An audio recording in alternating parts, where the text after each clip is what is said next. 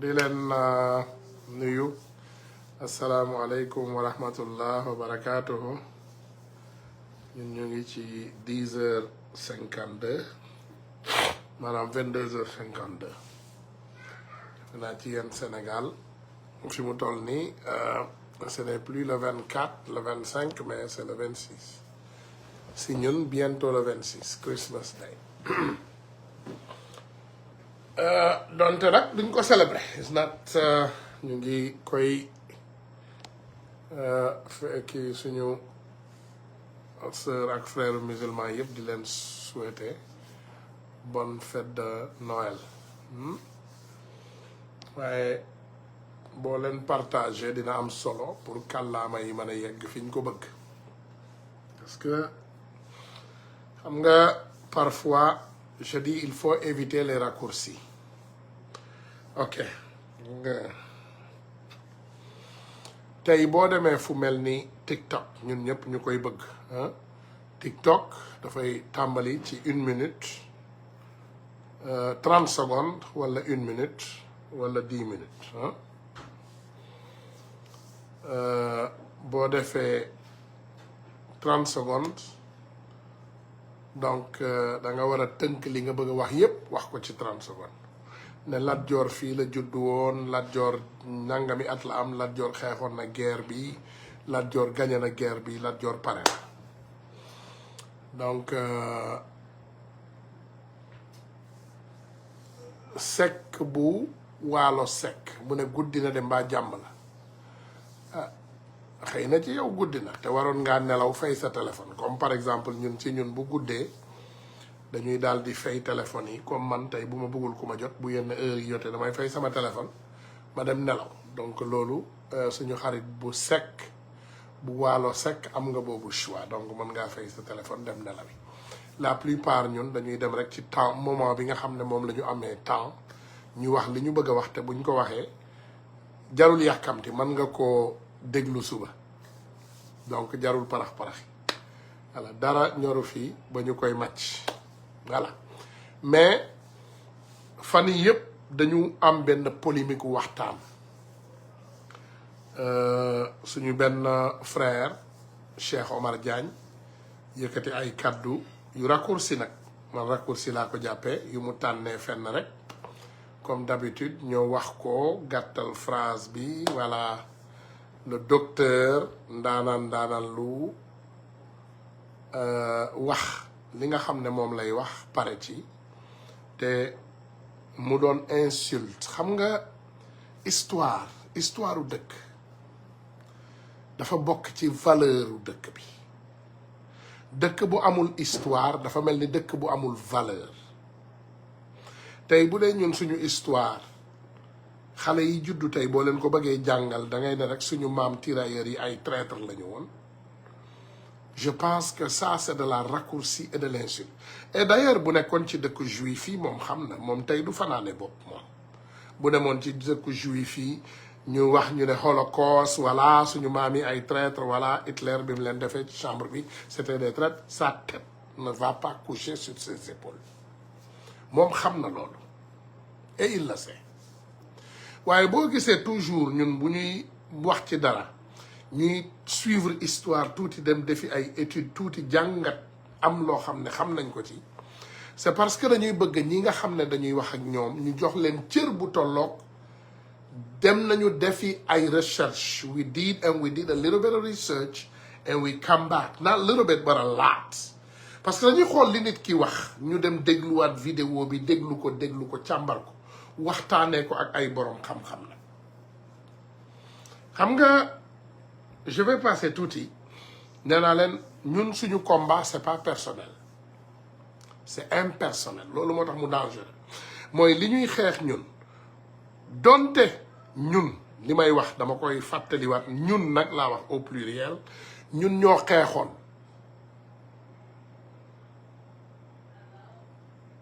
ñun ñoo xeexoon indi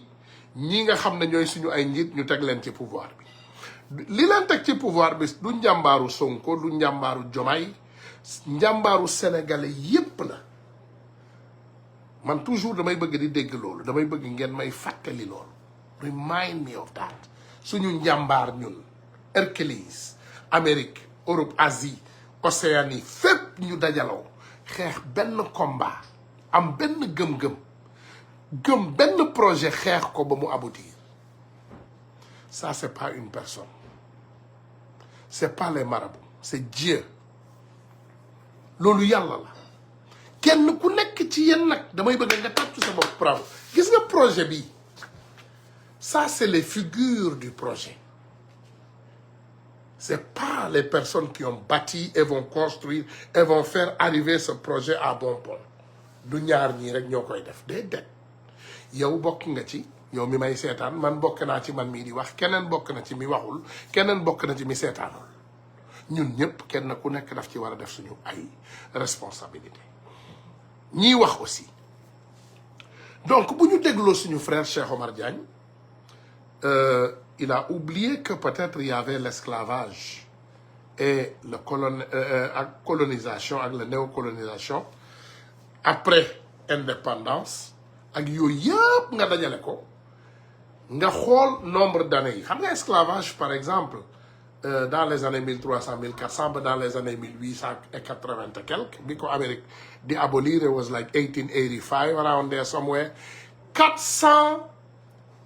et quelques ans la maanaam 400 and something years booba temps amul tirailleur li may wax nii du mbirum tirailleur parce que ñaari guerre mondiale lañ fi xam 14 18 ak 19 45 something I mean 39 45 excuse my 39 45 ñoom ñoo ko guddalee noonu sax mais presque du foofu yëpp 44 45 la rek comprendre so we had two donc première guerre mondiale bi mënuloo cee wax lu bari ci tirailleur mais deuxième bi Caaroy 44 la ñu wax n'est-ce pas donc 1944 donc tirailleurs yi ñu ngi wax ci deuxième guerre mondiale après en 1960 ñu wax indépendance après balaa indépendance ñoom ñu dem daje Berlin la fameuse what is it ndaje bi ñu dem defi Berlin balaa ñuy ñëw yegsi donc je pense que dans l'histoire bu ñu bëggee gën a dellu ginnaaw tuuti sax mën nañu ne Cheikh Anta Diop depuis l'Égypte antique les Noirs n'est-ce pas ñu ñëw ci loolu yépp Cheikh Omar il a sauté tout cela il est venu pour nous dire que nos ancêtres nos grands-pères nos oncles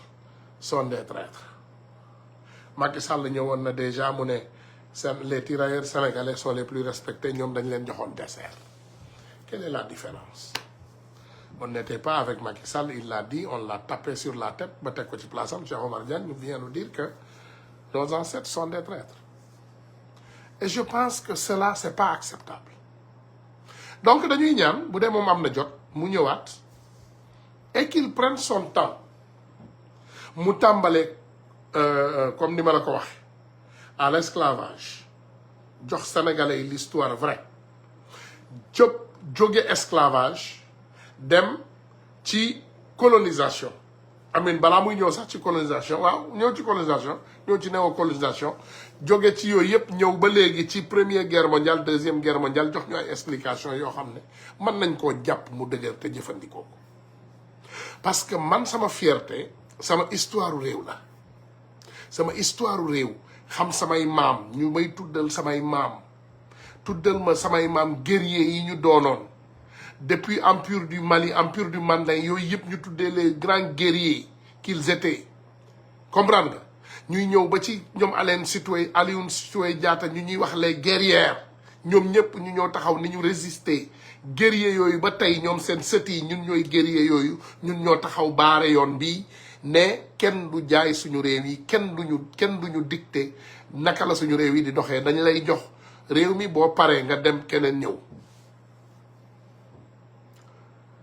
si je comprends bien l'histoire nous a appris quelque chose mooy ñi xamul boo bëggul ñu xam yuuxul rek ne c'est des traîtres ëllëg ak si biir tu connais ce qui va se passer bu ñu noppee ils vont venir vous dire que ñoom Ousmane Tounkara ak activistes yooyu nekkoon Europe c'est des traîtres c'est ça qu'ils vont venir vous dire non c'est nous qui ont libéré le pays c'est vous qui ont eu la chance à présenter vos vérités à ceux qui sont là-bas ndax tey suñu xarit yi comme ñun amuñu problème boobu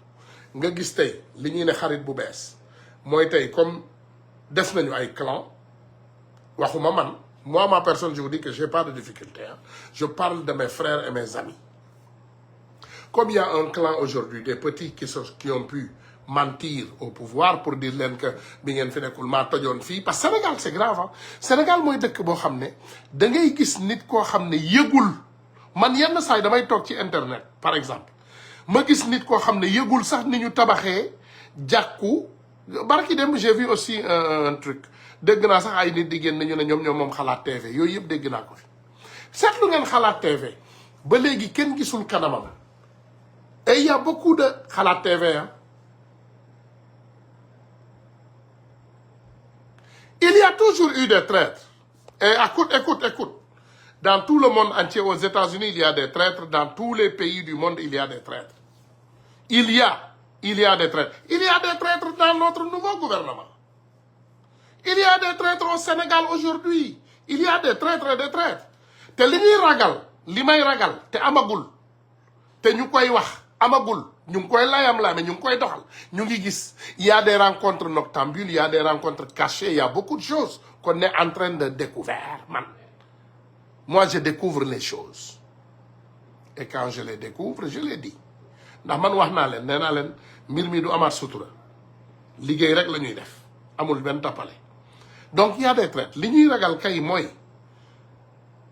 que ce gouvernement très avancé juum ci casting juuma ci casting di pick up ay nit di jël ay nit yoo xam ne xamuñu lu géej gi riir ci gouvernement wu Macky Sall bari na ci gis nga temps yi maa ngi gis et je le vois beaucoup avec les influenceurs yéen a ngi tudd ay turu nit yoo xam ne jegewuñu bay jub jegewuñu bay baax yéen a ngi fësal ay nit yoo xam ne ñoom ñoo fi nekkoon di ñu reylu temps wu Macky Sall. Ils ont pris des milliards. Ils nous ont gâchés. Ils nous ont gaspillés. Ils nous ont battus. Ils nous ont tabassés. maa ngi gis ay député yuy génn. Faites attention. Faites attention de nee naa leen raccourci baaxul xam nga luy raccourci mooy Ousmane Tounkara ne la kii moo baax oh Ousmane ne la kii moo baax nga jël kooku di daw ak moom loolu mooy raccourci déedéet. càmbar leen dëgg bi am na ñu bari tey bénéficier wu nañu ci yéen wala am na ñoo xam ne dinañ ko ñëw defi ci kanam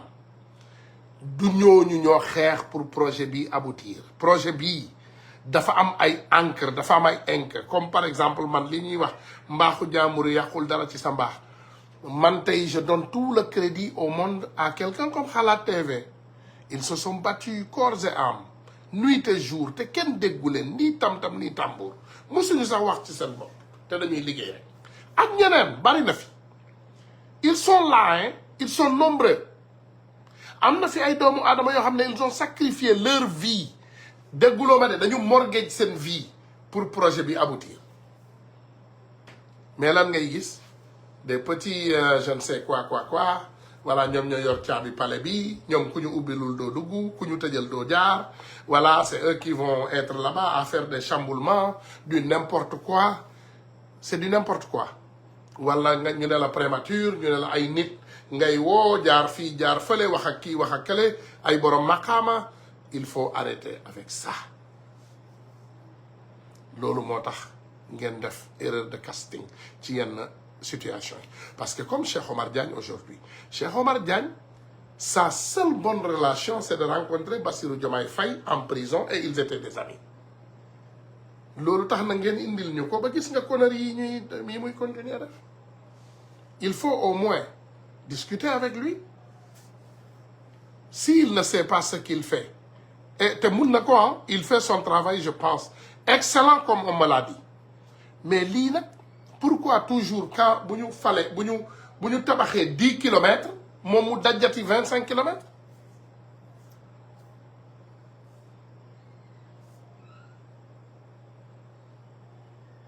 il faut arrêter on n'a pas besoin de ça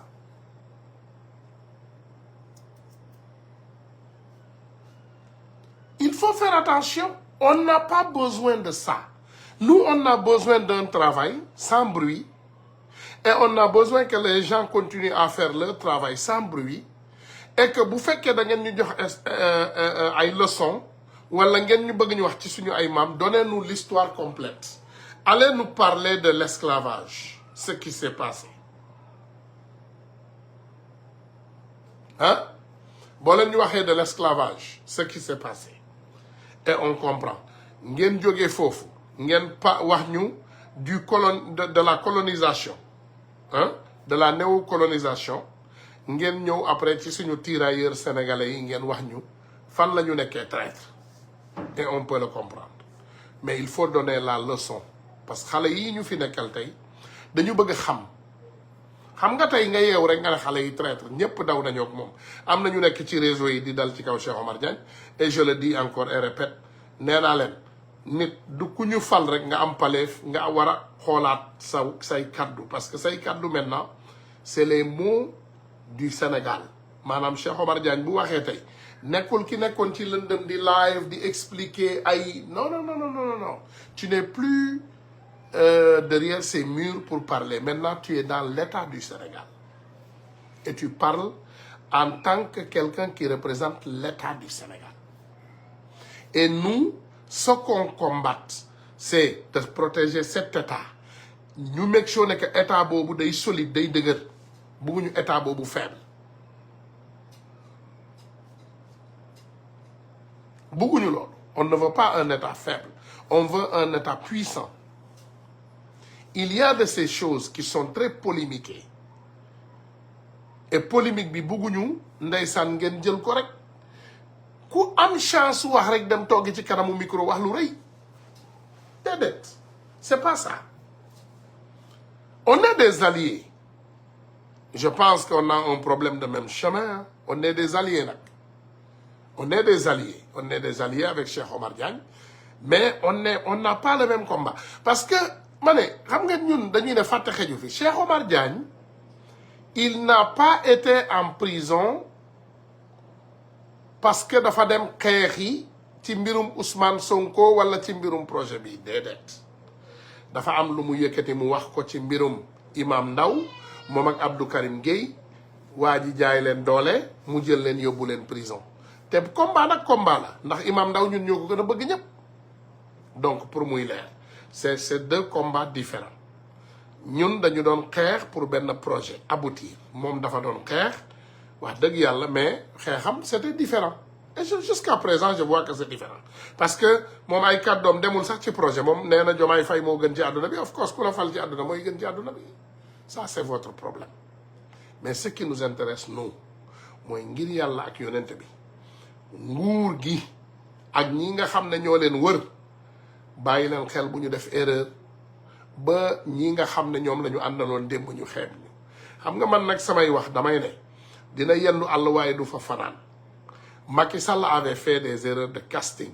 Il s'est entouré par des nullards. Hein? Nulaar yooyu ñoo ko yàqal ba tey jii nii man naa leen ne wallahi laa leen wax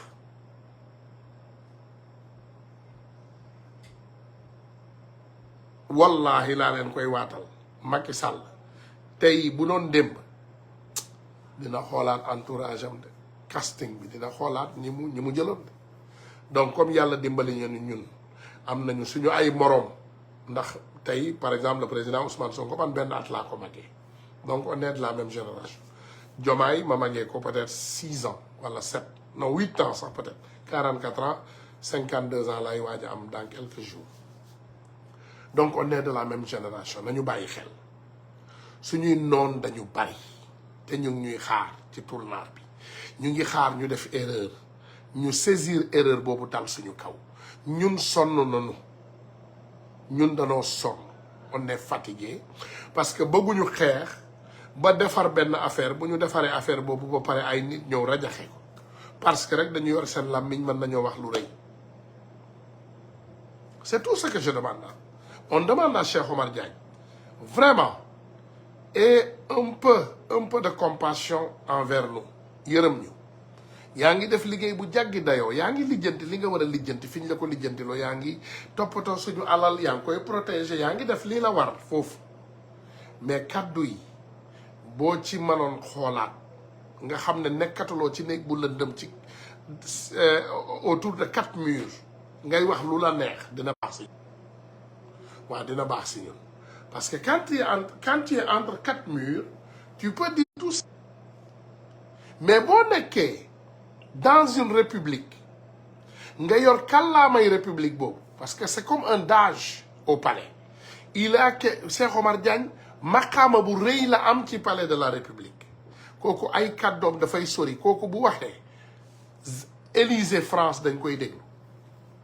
Élysée dañ koy déglu ñun ñu ngi yuuxu waa France yàq ngeen def ngeen li suñuy maam rey ngeen suñuy maam bombardé ngeen leen après vous venez nous dire que ñun suñuy maam ay traître lañu on comprend rien on comprend pas parce que ñun xam nañu ne suñu ay maam duñu ay traître loolu mooy dëgg ñun suñu ay maam duñu ay traître on est des personnes sérieuses te ñun li ñu gëm ci Sénégal dañu gëm ne Sénégal bii dafa war a changer loolu mooy dëgg dañu gëm ne Sénégal bii ay njiit yu baax lañ fa teg te incha allahu rabbi dañ ko changer te loolu la ñu gëm ba léegi donte on ne peut pas faire des omelettes sans casser des œufs xam naa ne erreur dina am fii erreur dina am fële mais ces erreurs ils sont à rectifier ndax ñun ñii ñu yor dañ ñu ne saa boo leen gisee erreur wax leen ñu ko ñun saa bu ñu gisee erreur dañ leen koy wax parce que erreur bu dee ci kaw lañ ko defee du ñu woote ci suuf wax leen ko déedéet dañ leen koy wax ci kaw pour ñoom ñu dégg ko ñu xam ne sénégalais yi xam ne de ah ñii ci dëgg la ñuy dox ñii ñu fi jiital de bu ñu defee lu dul naka si noonu ñii nga xam ne ñoo leen fi nekkal dinañ ko wax loolu la ñu gëm mais gëmuñu ñu toog ci situation boo xam ne tey Sénégal dinañ ko dugal ci guute goo xam ne ndax ay nit yu décider rek ne ils vont tout dire lu ñu leen permettre ak lu ñu leen permettrewul lu ñu war a wax ak lu ñu war ta wax lu baax ak lu baaxul lu ñor ak lu ñorul lépp la ñuy wax déedéet on l'acceptera pas on va continuer à dire ce qu'il faut quand il faut le dire et cette fois-ci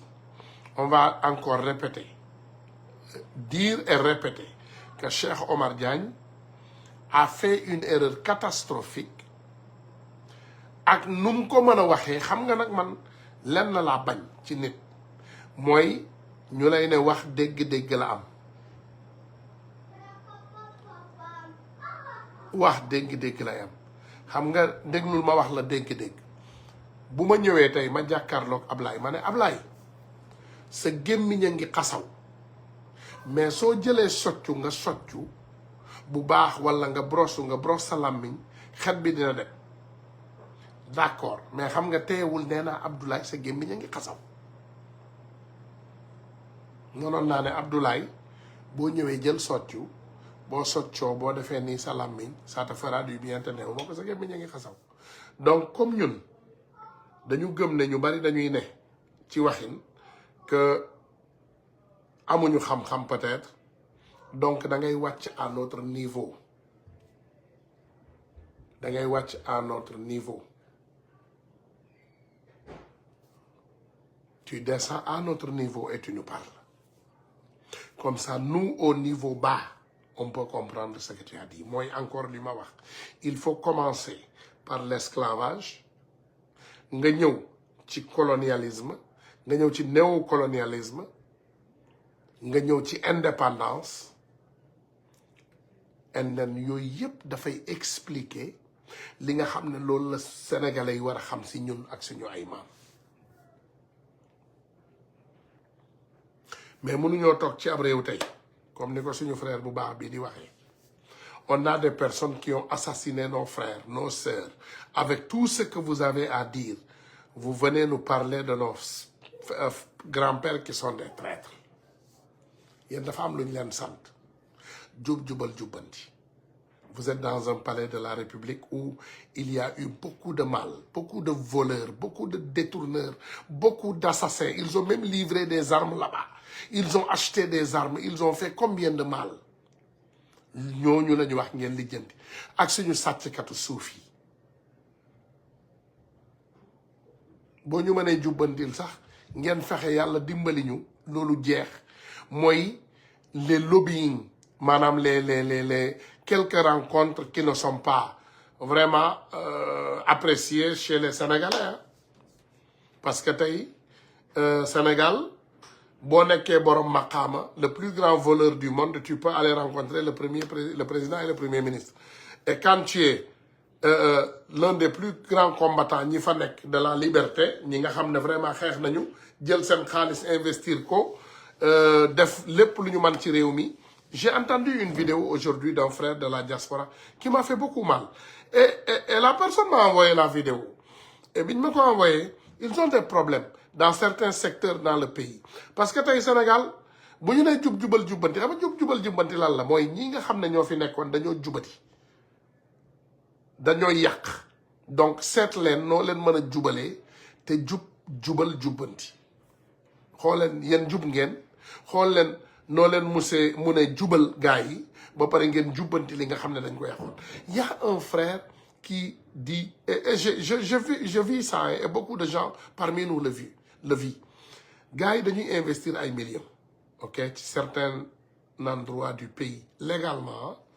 gouvernement bi ñëw yees sàcc yi dañuy traquer men dañuy dem laalaale sax koo xam ne xamul sàcc bay gaañaale ci ay nit donc yooyu nañ koy bàyyi xel.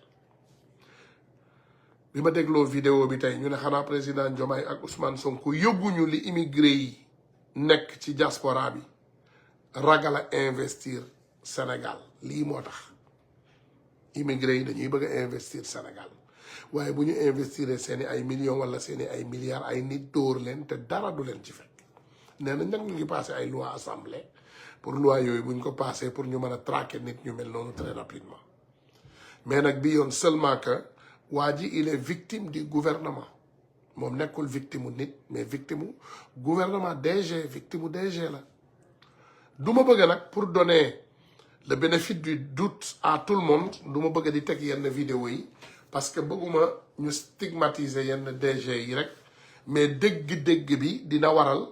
ki nga xam ne moom moo ko def mu dégg ko ak kiñ ko def moom it mu dégg ko ba kàllaama yi tasaaroo ba yegg fi mu war a yegg. Il y a des gens qui sont en train d'être malmenés nee nañu lépp mënuñu fexe ba gis leen ay nit ñun nag comme nekkuñ ci ay deal nekkuñ ci ay négociation ak ay business am na ay nit yuy bëgg a gis kilifa yi parce que c'est des grands investisseurs dans le pays duñ ko man parce que ancien nitu régime bi ak système bi ba léegi ñoo fi nekk ak quelques lobbying de quelques élus dañuy make sure ne ñi fi war a gis kilifa yi duñ leen gis ñeneen ñi la ñuy yombalal ñu gis kilifa bi après vous serez toujours le système après ce serait toujours le système le même système ah le système de tàppale loolu nañ ko moytu parce que daf ñuy yàqal lu ñu yàqal buñ ko nangu tout le monde sénégalais bu ne sénégalais ba sénégalais bi juddoo Pakao wala Maka Koulibantang wala Vélingara bu dugalee demande pour gis premier ministre te mu am ay raisons yu valable te ñu saytu càmbar dafa war ko war a gis mais dégg naa rang bi dañ koy tëb gars yi dañuy ñëw joxe seen dossier Ousmane Tounkara ñëw mën naa romb ñëpp dem ngeen baal ma man d'accord ma loolu c'est de la manipulation ak tappale te loolu dafa war a arrêter jëluñu benn groupe nit boo xam ne tojuñu fenn teg leen fa pour ngeen di tappale foo leen toj xam naa mbaadu suñu kilifa yu mag yi dañu yaakaar ne yéen ñi nekk seen wet nii yéen a libéré nation bi déedéet kenn ku libéré nation bi gisuma ko fi ku dul xëy na ngañ dem ba tuure waaye yéen ñëpp ba mu tàngee ñëpp a ngi seen suufu lalu yaay yi di laqatu sangu sax def nañ ko ngeen ñuy woo ay 2 heures ak 3 heures ak 4 heures ak 5 heures du matin et on était toujours là et on a toujours les audios et les conversations donc respecté leen sénégalais bi yépp comme ñëpp a libéré réew mi respecté leen ñëpp boo leen ko deful daf leen di sonal di ngeen sonal suñu kilifa yu mag yi nekk ci kaw Amana, yes, def ngeen lu baax ñu bari ci yéen vous étiez en prison c'est vrai et vous avez combattu machallah mais c'est pas les personnes comme niñ leen ko waxee ñii ngeen di xañ pour ñuy gis kilifa yi des investisseurs et d'autres ay nit di ci ñàkk seeni ay liggéey c'est pas comme ça warul demee noonu jàpp leen ci rek comme ni ma leen ko waxee nee naa leen man je serai toujours aux côtés du peuple loolu bu ma jaralee man bu ma jaralee ma ñàkk lépp mais je vais rester aux côtés du peuple parce que j'ai promis à ce peuple ne boo leen ñu joxee réew mi dinañu doxal ni mu waree doxalin bu yàgg bi dootu fi am doo leen fi gis ay Souleymane Jules Diop doo leen fi gis ay nu mu tudd ay Madiambal Diagne doo leen fi gis ay Cheikh Yérim doo leen fi gis ay ñeneen ak ñeneen tous les petits commerçants manipulateurs là doo leen gis ñi nekkoon ci wetu Macky Sall du ñooñu ñooy ñëw ci wetu Ousmane Sonko doo leen fi gis ñii doo leen fi gis ñële et nos dirigeants sont constants gis nga Ousmane Sonko moo ëpp fulla ci àdduna bi am na loo xam ne kenn du ko ci dugal donc bu leen ci dugal Diomaye bu leen ko ci dugal nee naa leen lépp lu xew gis nga fi ma toog nii comme c'est comme le gouvernement de Macky Sall lépp lu xew midi 1h je suis au courant lépp lu xew 10h 1 minute je suis au courant donc il faut ñu def attention ñu jàppale suñu njiit yi te ñoom ñuy ay nit yu baax di ay nit yu jub di ay nit yu mën a jubal réew di ay nit yu mën a teg réew ci yoon ñu jàppale leen suturaal leen aar leen protéger leen contre la magouille parce que am na lu bari ñoom yëguñu nee naa la ñoom yëguñu sax lan moo leen libéré ñoom ba léegi xamuñu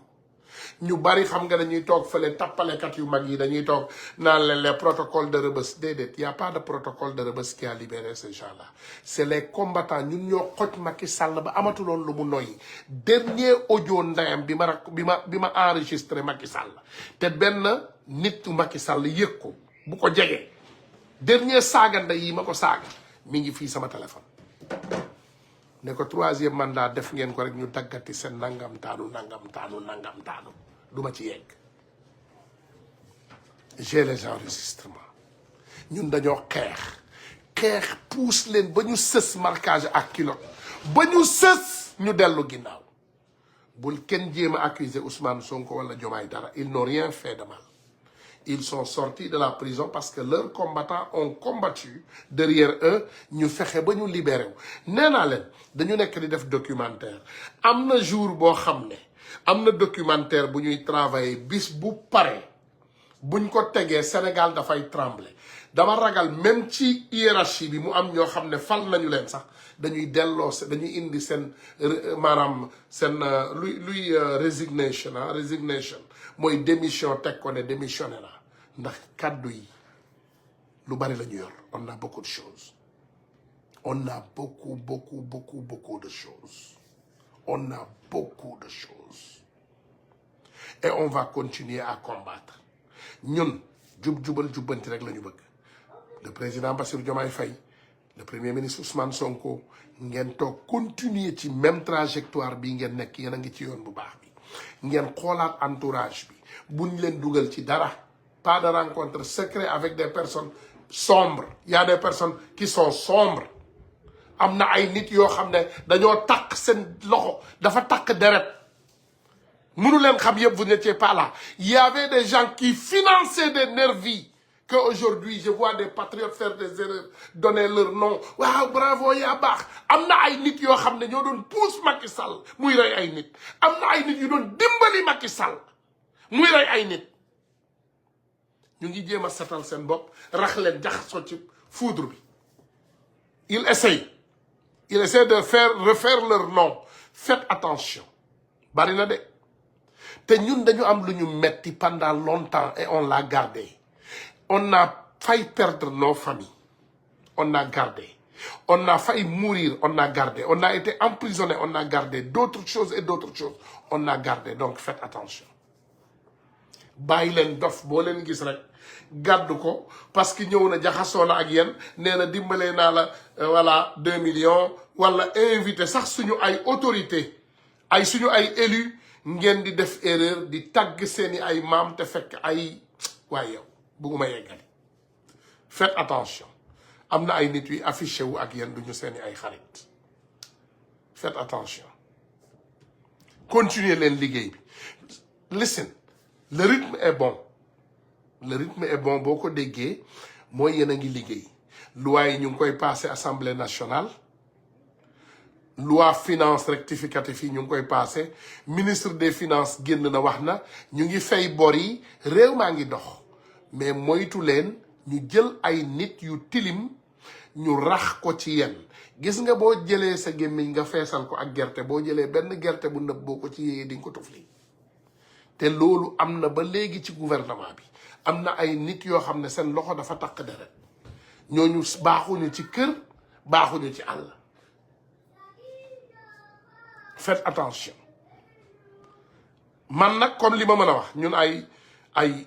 xam nga dañuy ne gars yi lu ñu am dañu am ay lanceur d'alerte n'est-ce pas am ay influenceurs n'est-ce pas ak des combattants de la liberté moi je suis un combattant de la liberté man loi seen loi lanceur d'alerte sax man safuma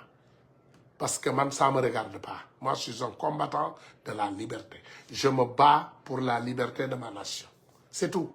un point un trait je ne me bats pas pour Ousmane Sonko je ne me bats pas pour Diomaye je ne me bats pas pour moi je ne me bats pas pour Sui je ne me bats pas pour ça je me bats pour libérer ma nation te combat bi dafay soog a tàmbali de pour man bis bu ne ma fàttali ko ba ci sama diaspora bi fii bàyyi leen ñu xel et que très rapidement ngeen bàyyi ñu xel parce que nous dans notre diaspora nos jeunes souffrent et le 20 janvier qui arrive dans quelques jours Trump va prendre le pouvoir et il y aura une catastrophe dans notre diaspora il y aura une catastrophe dans notre diaspora Trump va prendre pouvoir le 20 janvier il y a rien on connaît rien xamuñu sax lu géej gi donc bàyyi leen ñu xel voilà Fall Ibou ku mel ni Samba Ndiaye waaw ku mel ni Samba Ndiaye et président il a résisté hein nee na voilà Samba Ndiaye mi ngi fi ba léegi xaw ma ndax mi ngi fi ba léegi peut-être il n'est plus là on ne sait pas mais faites attention il y a beaucoup de personnes ont fait beaucoup d'erreurs de casting boo demaatee tuuti rek dans l'histoire tu vas voir beaucoup de choses mais en tout cas dama ne woon rek avec à cœur ouvert ma ñëw waxtaan ak yéen ndax tey fête de Pâques la amin fête de Noël astafurlah fête de Noël man nag li may fàtte léegi xaw ma sama xel bi la il faut ma commencer xaw ma lem laa war a lekk wala lu ma war a lekk pour xel bi gën a neex wala boppu jën voilà donc gars yi ñu ngi leen di santaat di leen gërëm xam leen ne ñun amuñu xàjj ak seen te amuñu layam yi nii ngeen may gisee nii bu dee sama frère bu ma bokkal ndey ak baay ndegem sama frère yi ak sama sœur yi àndaloon ak Macky Sall laa mayul dara waxatuma la ak un sénégalais lambda xam nga loolu wax ji jeex na foofu la wax ji jeexee ak nit ki ku mu mën a doon ak fuñ ko mën a fal su jalgatee yoon dañuy génn ñu ne ko jalgati nga yoon donc Cheikh Omar Diagne tey yow la ñu teg sur le plateau jalgati nga yoon te dellul ginnaaw ci sa sortie yu nécessaires yi ak sa xam-xam bu bari voilà dellu ci ginnaaw ok ñun suñu ay maam duñu ay traître bu dee xam nga yow sa maam dafa nangu woon nekk traître d'accord mais ñun suñu ay maam nekkuñu woon ay traître suñu ay baay nekkuñu woon ay traître ñun duñu ay traître te suñu ay doom duñu bàyyi ay traître suñu ginnaaw incha allahu rabbi voilà loolu rek la ñu bëgg donc bëgguñu mu mel nii c'est le ciblage de quelqu'un